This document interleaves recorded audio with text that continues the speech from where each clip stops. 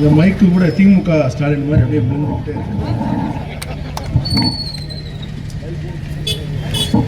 சரி செய்ய முடியாது. எப்படி ஸ்டாலின் சரி செய்ய முடியாதோ இது சரி செய்ய.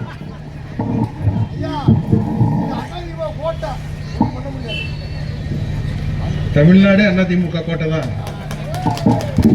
ஒத்துக்கிறோம்.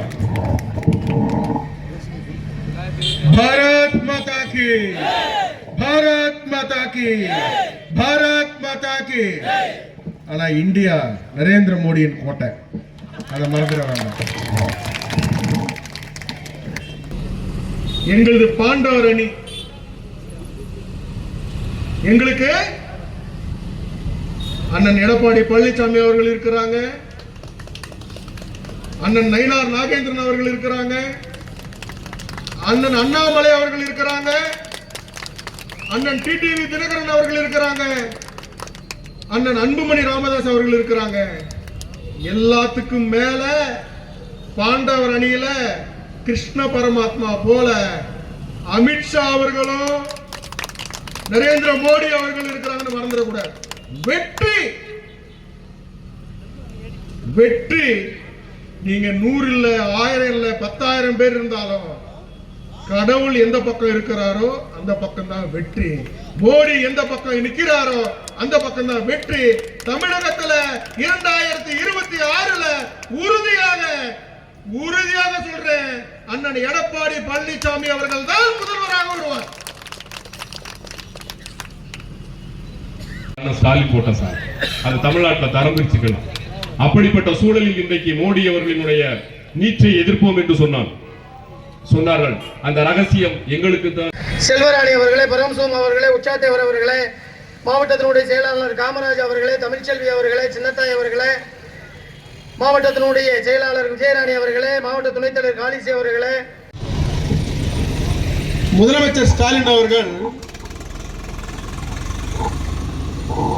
நம்மளுடைய பட்ஜெட் அப்படின்னா ஒன்றும் பெரிய விஷயம் கிடையாது. நம்ம இந்த நாட்டை நடத்துறதுக்கு நம்ம வீட்டில் எப்படி நமக்கு வரக்கூடிய வருமானத்தை இந்த மாதம் இந்த குழந்தைக்கு படிப்புக்கு இவ்வளோ கொடுக்கணும், நம்ம வீட்டுக்கு பொருள்கள் வாங்குறதுக்கு இவ்வளோ கொடுக்கணும், நம்ம துணிமணி எடுக்கிறதுக்கு எப்படி இவ்வளோ கொடுக்கணும் அப்படின்னு நம்ம இது பண்ணுறோமோ, அதுபோல இந்தியாவுக்கு பட்ஜெட்ன்றது நம்ம எப்படி இந்த நாட்டை நடத்த போகிறோன்றதுக்கான ஒரு பட்ஜெட்.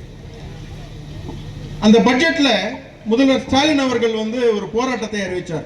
தமிழகத்தை வந்துட்டாங்க, தமிழகத்துக்கு எதுவுமே கொடுக்கல முதல்வர் ஸ்டாலின், பிரதமர் நரேந்திர மோடி அவர்கள் அப்படின்னு. ஒரு விஷயத்தை மட்டும் நான் சொல்லணும்னு நினைக்கிறேன், சில உண்மைகளை மட்டும் உங்ககிட்ட சொல்லிடுறேன். அதுக்கப்புறம் ஆஸ் யூஷுவல் நம்ம அட்டாக்கை ஸ்டார்ட் பண்ணிடுவோம். பட்ஜெட் பொதுக்கூட்டம்னு சொல்லிட்டு அதை சொல்லாம போயிட்டா நல்லா இருக்காது இல்லையா? சிறப்புரையாற்றுவார்கள்.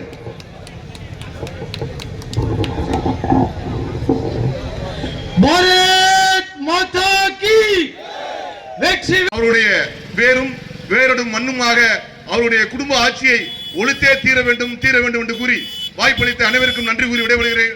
நன்றி, வணக்கம்.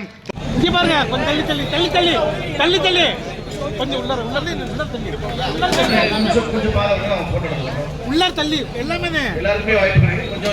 கொஞ்சம் தள்ளி கொஞ்சம் தள்ளி.